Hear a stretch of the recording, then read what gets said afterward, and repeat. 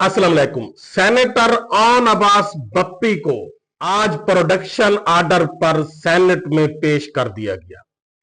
Senator on Abbas Bappi ने अपनी तमाम तर्रुदात बयान कर दी।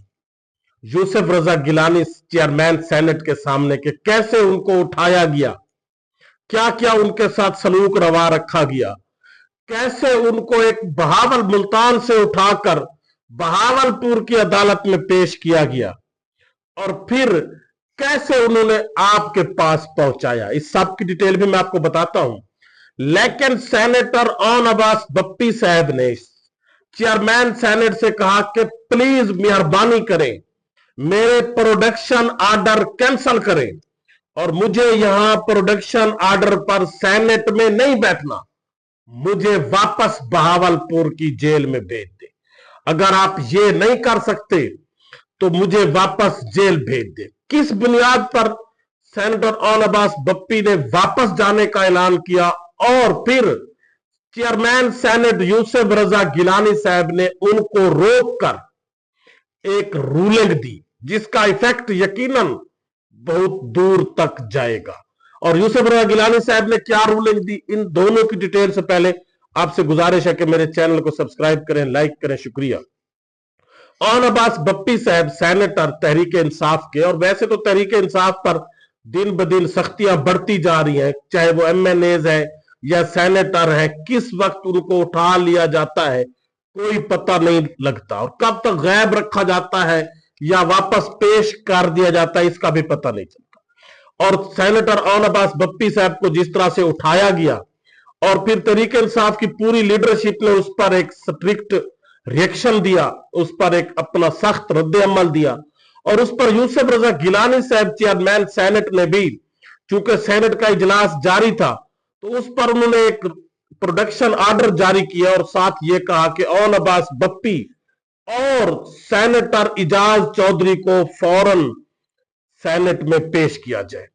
तो फिर ऑन अब्बास बप्पी साहब को आज पेश कर दिया गया और उन्होंने सेनेट में खड़े होकर कहा, अपनी पूरी रुदात बयान की। उन्होंने कहा कि मैं सुबह 8 बजे घर में सो रहा था कि मेरे घर के दरवाजे गेट को तोड़कर, और साथ मेरी फैक्ट्री भी थी, फैक्ट्री के दरवाजे भी तोड़कर मुलाजमीन को बांध दिया गया और फिर मेरे घर के अंदर घुसकर जिस बेडरूम में मैं सो रहा था अपनी बीवी के साथ, वहां का दरवाजा तोड़कर ये अंदर दाखिल हुए और फिर वहां से मुझे कॉलर से पकड़कर वहां से उठा ले गए और फिर गाड़ी में बिठा लिया गया।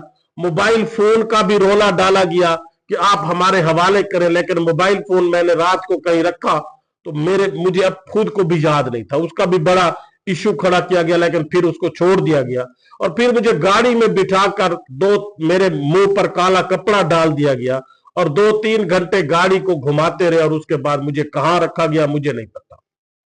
और फिर रात को मुझे मजिस्ट्रेट के सामने पेश कर दिया गया और मजिस्ट्रेट साहब ने जब मुझसे पूछा कि आपको किस मुकदमे में गिरफ्तार किया गया आपको पता है, तो मैंने कहा कि मजिस्ट्रेट साहब पहले तो मुझे यह बताएं कि मैं इस वक्त हूं कहां। तो मजिस्ट्रेट साहब ने कहा कि आप इस वक्त बहावलपुर है। और उन्होंने ऑन अब्बास साहब ने कहा कि मैंने तो उन्हें कहा कि मुझे तो मुल्तान से मेरे घर से उठाया गया है। तो जो पुलिस वाला साथ था तो मजिस्ट्रेट साहब हंसे और उन्होंने कहा कि अब आप दोनों डिसाइड करें।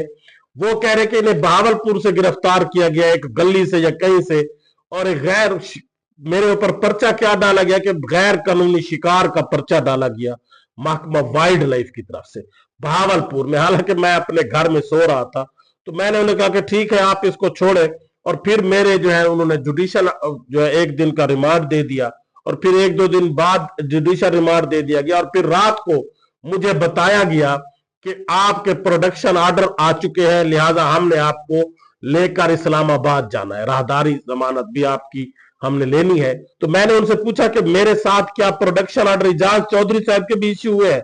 उन्होंने कहा कि हाँ, खबरों में तो यही आ रहा है कि आप दोनों के प्रोडक्शन ऑर्डर जारी हो। फिर ठीक है मैंने कहा। फिर मुझे वहां से जब इस्लामाबाद पहुंचाया गया और आपके पास मैं यहां आया सेनेट में, तो मुझे पता चला कि यहां इजाज चौधरी साहब को नहीं लाया गया। और उन्होंने कहा कि ये चेयरमैन साहब मैं आपका शुक्रिया अदा करता हूं कि आपने हम दोनों के प्रोडक्शन ऑर्डर जारी किए, क्योंकि ये चेयरमैनशिप तो आनी जानी है, लेकिन इस कुर्सी पर बैठे हुए शख्स की लिगेसी को याद रखा जाता है कि किस तरह उसने अपने सेनेटर की प्रोटेक्शन की, किस तरह सेनेटर का मुकदमा लड़ा, किस तरह अपने हाउस का डेकोरम बरकरार रखा।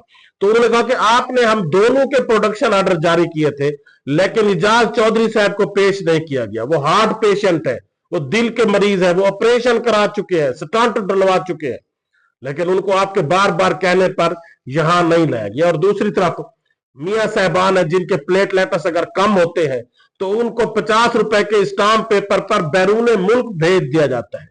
और दूसरी तरफ ये आम लोग, एक सेनेटर, उसको सेनेट में भी पेश नहीं किया जा रहा, उसका इलाज क्या हो रहा है क्या नहीं हो रहा इसका भी कुछ पता नहीं है। तो यकीनन फिर ऑन अब्बास बप्पी साहब ने कहा कि मुझे ये जेब नहीं देता कि मैं यहां अपने प्रोडक्शन ऑर्डर पर खड़ा रहूं। मैं आपका शुक्रिया अदा करता हूं, लेकिन आपसे गुजारिश करता हूं कि मुझे वापस जेल भेज दिया जाए। मुझे सिर्फ मेरे प्रोडक्शन ऑर्डर की कोई जरूरत नहीं है।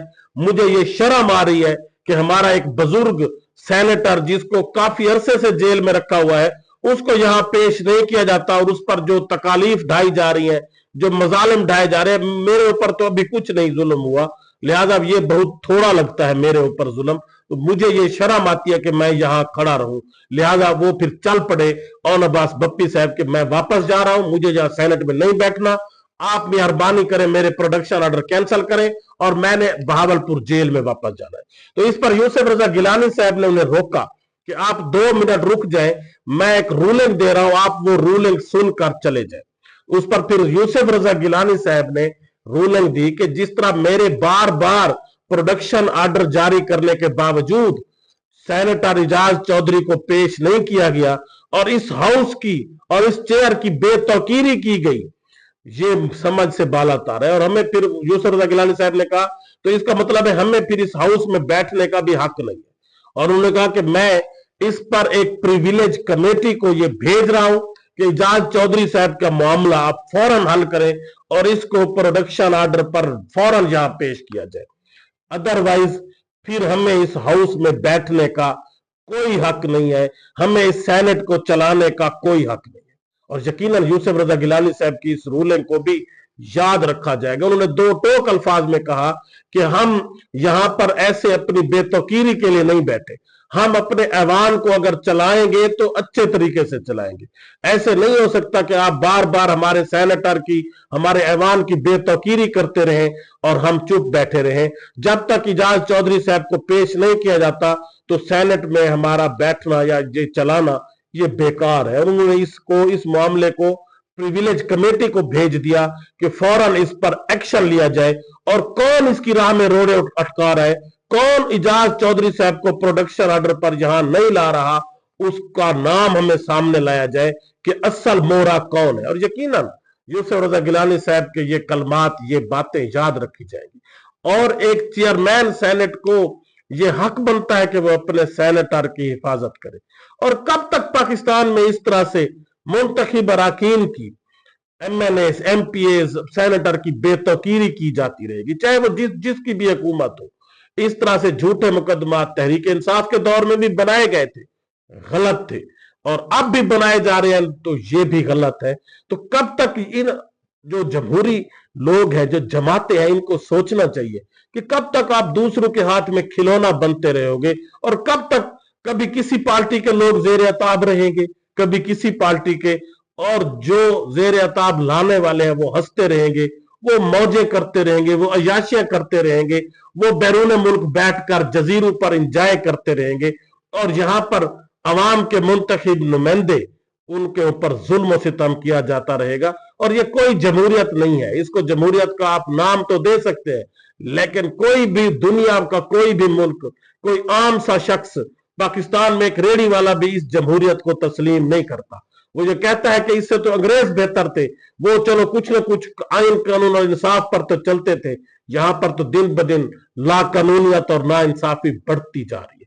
और यकीनन यूसुफ रजा गिलानी साहब को दाद देनी पड़ेगी कि उन्होंने स्टैंड लिया।